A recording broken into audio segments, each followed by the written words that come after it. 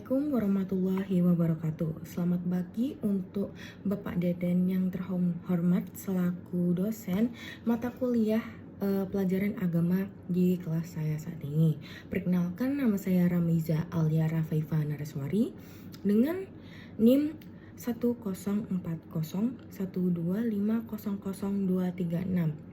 Nah, pada kesempatan hari ini saya akan mempresentasikan hasil studi case saya terhadap permasalahan dilema sang arsitek muda dalam perspektif materi pendidikan agama Islam. Di sini saya akan membedah bagaimana nilai-nilai spiritual menjawab tantangan profesional di dunia kerja. Di sini masalah pertama yang dialami oleh Farhan adalah krisis identitas dan perasaan dalam dirinya yang hampa, meskipun secara material dia begitu sukses.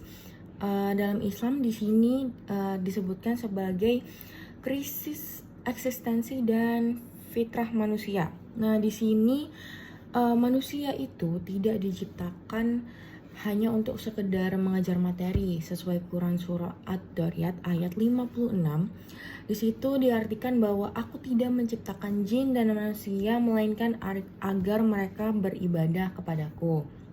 Nah, ketenangan batin Farhan baru muncul ketika ia menata ulang keyakinannya, karena jiwa manusia secara fitrah membutuhkan koneksi dengan sang pencipta. Disiplin sholat lima waktu yang ia lakukan adalah bentuk nyata sebagai pemenuhan kebutuhan spiritual di dalam dirinya tersebut.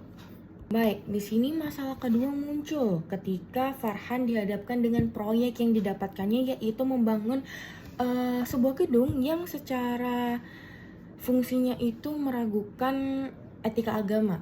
Nah, di sini Farhan menerapkan sumber hukum Islam yang sangat baik. Nah, Farhan tidak hanya mengambil keputusan secara perasaan saja, tapi juga melalui hierarki hukum Islam seperti Al-Quran, hadis, ijma, dan qiyas.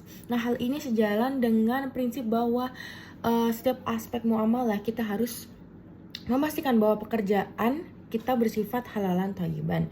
Jika suatu proyek membawa kemudaratan atau dilarang oleh agama sendiri, maka seorang muslim wajib mengedepankan imannya di atas keuntungan materi, seperti itu. Masalah terakhir muncul ketika adanya konflik internal yang terjadi antar staf, yaitu antar staf yang beragama Islam dan yang tidak beragama Islam. Nah, di sini terjadi konflik mengenai penggunaan ruang ibadah. Nah, Farhan di sini harus menyeimbangkan antara ukhuwah Islamiyah dan ukhuwah basyariah. Nah, di sini terjadi ketegangan antar jadwal ibadah antar umat beragama. Nah, Farhan di sini perlu menerapkan prinsip tasamuh atau toleransi. Nah, berdasarkan Quran surah Al-Kafirun ayat 6 untuk agamamu dan untukku agamaku, serta Quran surah Al-Hujurat ayat 13 tentang keberagaman. Nah, sebagai pemimpin Farhan itu orang yang jujur dan santun. Nah, Farhan harus bertindak adil tanpa memihak dalam menangani masalah ini. Nah, ia menghormati hak rekan dia yang non-muslim, namun tetap menjaga ikatan dengan rekan sesama muslim tanpa menciptakan diskriminasi. Nah, dari kasus Farhan di sini kita belajar bahwa kesuksesan sejati itu adalah ketika karir, etika, dan spiritual itu berjalan secara lurus atau bersamaan.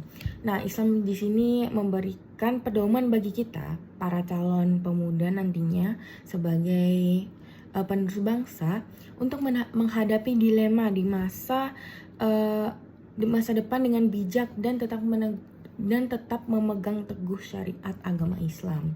Nah, baik, sekian presentasi dari saya. Mohon maaf apabila ada salah kata ataupun salah perbuatan dari saya. Saya tutup. Wassalamualaikum warahmatullahi wabarakatuh.